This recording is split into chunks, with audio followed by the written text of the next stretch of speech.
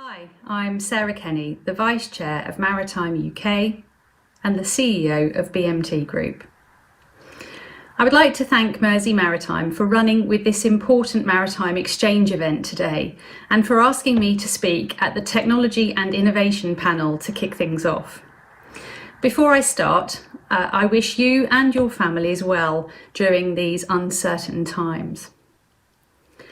Reflecting on the theme of this panel session today, I have to say that the experience of the past 6 months of how we as a collective of government, industrialists, academics, media and society have responded to the global pandemic has caused me to stop and rethink about the technology and innovation agenda overall, about the sheer number of technologies that are emerging right now, but also the pace at which technological change and disruption is accelerating. The very rapid adoption of virtual working technologies over the past few months has brought about a profound change to the way we work, which in my view has become largely embedded now in what we could now view as an established way of working, evidenced perhaps by the still low number of workers returning to city offices across the UK. Not only does this demonstrate the potential for rapid introduction and adoption of technology, but also just how quickly technology can be fully integrated into the way we work. So reflecting on today's theme, I propose that for all the worrying effects and the ongoing impacts of the global pandemic, perhaps one of the most positive outcomes in a post-COVID world will be the lessons we've learned and around just how quickly we can change, hopefully going forwards, not just to respond to events, but to anticipate and be resilient to them. If I can see something beneficial coming from the pandemic, it is that it has set the pace of change for this coming third decade of the 21st century. Not just in technology introduction and adoption, but also in new and more agile collaborative business models and in more innovative and inclusive ways of working. As innovators and technologists in the marine and maritime sector, then, we should capitalise on this and we must now think to the future. We should actively reflect, review and learn from how we have adapted to the changes that we have experienced over the past few months. Learn from how other sectors, such as automotive, have adapted and innovated during this time. And look at how, for example, organisations with very different backgrounds have come together to design, develop, acquire and rapidly deploy solutions, often breaking apart long-established practices in so doing. To illustrate just what is possible, a great example is the COVID ventilators, where technology, innovation and a compelling will to collaborate enabled the acceleration of product development from years to weeks, developing and maturing not just the product, but also the supporting supply chain, commercial, legal and regulatory aspects, a fantastic effort. The marine and maritime sector, as many others, was already facing a period of profound change prior to the COVID outbreak. We are arguably now seeing an acceleration of that change, with new and rapidly changing geopolitical imperatives, nationalistic and populist political agendas, and refocusing of investments. We're also seeing the impact of rapidly emerging technologies, especially in the digital domain, the changing nature of trade and trade relationships between and inside nations, significant changes to established supply chains, and a clear emergence of demographic and societal changes as we adjust, all of us, to this new normal, which is driving demand for new ways of working and developing new business models. New disruptive technologies are being developed rapidly and have the potential to radically disrupt the established norms of our marine and maritime sector. Much of the innovation behind these technologies is actually driven by global demand in consumer markets, especially consumer electronics, where investment in research and development eclipses that which our maritime sector has traditionally committed. I will mention a few key technologies that could transform the sector later, but the list is far too long to cover them all here, and I am sure you're going to hear plenty about them from the experts in this panel session. I will instead focus on the challenge of accelerating technology change, coupled with new agile and collaborative initiatives and business models, which is creating both new space in established markets and new ways of doing business. This convergence, making disruptive innovations and technology a business reality, has the ability to destabilise the long-established norms and structures of our sector. In saying this, we need to consider some of the wider implications too of advanced technology. It is really easy to be seduced by what the technology has to offer, and therefore really easy also to overlook the wider aspects that could lead to unexpected consequences for our enterprise. There is no doubt that technology will transform our sector, but instead of taking a purely technology-led view, we must be prepared for innovation across all aspects of our business too. Otherwise, technology will never be fully integrated and the benefits therefore never fully realised. For example, I suggest that there is an opportunity to gain a strategic edge through the smart and well-considered integration of people and technology, delivering role augmentation and human systems partnerships, modernising our traditional organisational structures and some fundamental elements of our organisations. So as a sector then, we need to innovate in the way in which we design and develop solutions, making use of emerging technologies which can aid collaboration and accelerate product development, and adopt different approaches to manufacturing, supply chain and integration to accelerate the exploitation of technology, driving efficiency and productivity into our sector. We also need, of course, to reduce our costs, attract and retain a skilled workforce for the future, and meet our environmental commitments, ensuring at the same time that safety and regulatory aspects are addressed all along the way. So how as an enterprise do we deliver against this future?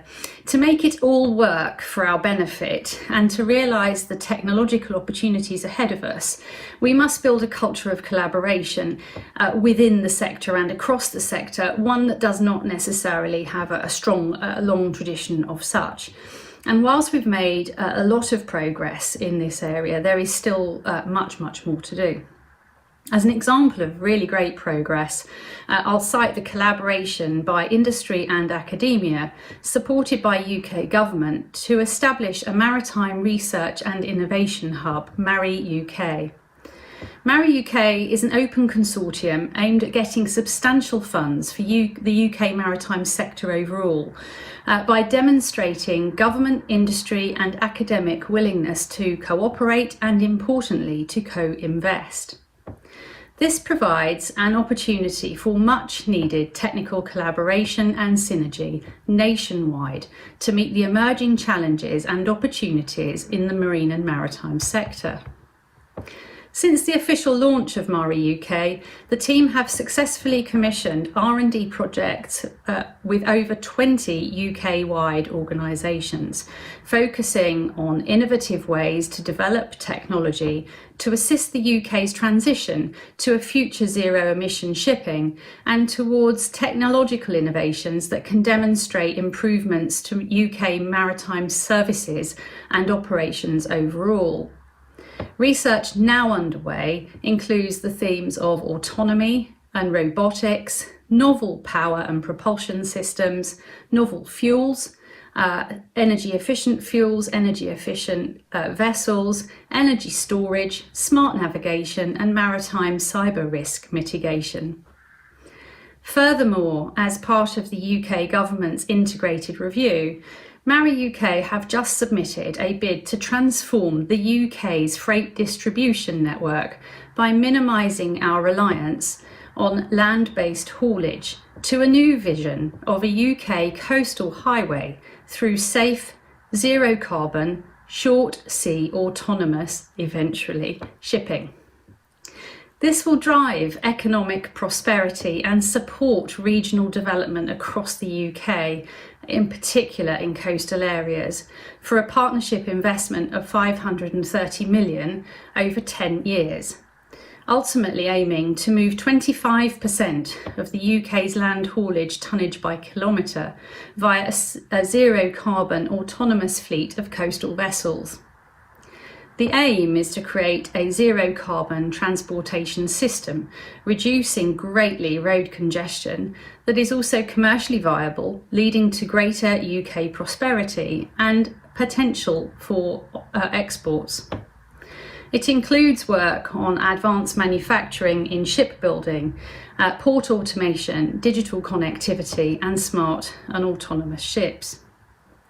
This tells me that as a sector, we already recognise that we cannot stand still, which is great news, but as I have highlighted above, the technology side of innovation is only one small part of the picture. And as technology-driven disruption impacts our sector, we are faced with the reality of maintaining productive, continuous, safe, efficient marine and maritime operations as part of a truly global industry where others may not adopt at pace or indeed at all. So summarising what this could mean for us, rapid technological advancement will require us to constantly adapt to ensure technologies are developed, deployed and used effectively. As a result, we will need to be more agile and adaptable to support the safe exploitation of technologies as they emerge and also as they disappear. The convergence of technologies across and between sectors will necessitate a far more collaborative, interdisciplinary approach, challenging our traditional silos and requiring us to be more innovative and creative in developing solutions and looking for ideas from other sectors. A changing workforce with greater digital skills, comfortable in a multidisciplinary environment and drawn from a far broader, wider demographic with complex and diverse notions of culture, identity and loyalty and expectations of meaningful, purposeful work will drive the need for us all to be far more flexible as employers. And anticipating change to the way that humans and systems work together in the future, we're going to need to address both elements together in future designs and solutions. Finally, we will have to come to terms with the value and use of the totality of an unprecedented volume of data. As we go forwards, decisions that we make under pressure, particularly in our environment, will be analysed calmly with hindsight by others. Today's information will be there forever and may well be assessed in a future that has very different value systems. Recent air accident investigations are a key case in point. We will need to have this issue at the front of our minds. So as I draw to a close, this leads me to a number of questions which I pose to the panel and also to you as the audience. And they are, how should the sector view innovation and technology in creating the workforce of the future? How does the sector stay ahead of our competitors who may well come from other sectors, offering technology-led innovations which challenge our traditional ways of working? What enabling systems, tools, policies, processes and culture are essential or need to change in order to support and enable an environment where new ideas and technologies can be fully exploited? How does the maritime sector become more agile and data-driven, and how will we use data to our advantage? And finally, how fast can we go, and how fast should we go? Ladies and gentlemen, the future is incredibly exciting, and as I am sure you will hear from the panel today, across the marine and maritime sector, we are already working on research and innovation projects that are at the forefront of change, envisaging and developing new ideas and solutions in a complex technological environment. The potential opportunities and rewards that this work offers are vast, but we must start preparing our sector to receive and integrate them now. In closing today, I'll add that Darwin said, "It is not the strongest of the species that survives, nor the most intelligent. It is the one that is the most adaptable to change." So as I close the technology and innovation at Keynote and get ready to hand over to the panel, what a great theme to go out on. Ladies and gentlemen, thank you for your time and your attention. I hope you enjoy the panel session today. You've got some great speakers. Enjoy, get thinking, and enjoy the conference. Thank you very much.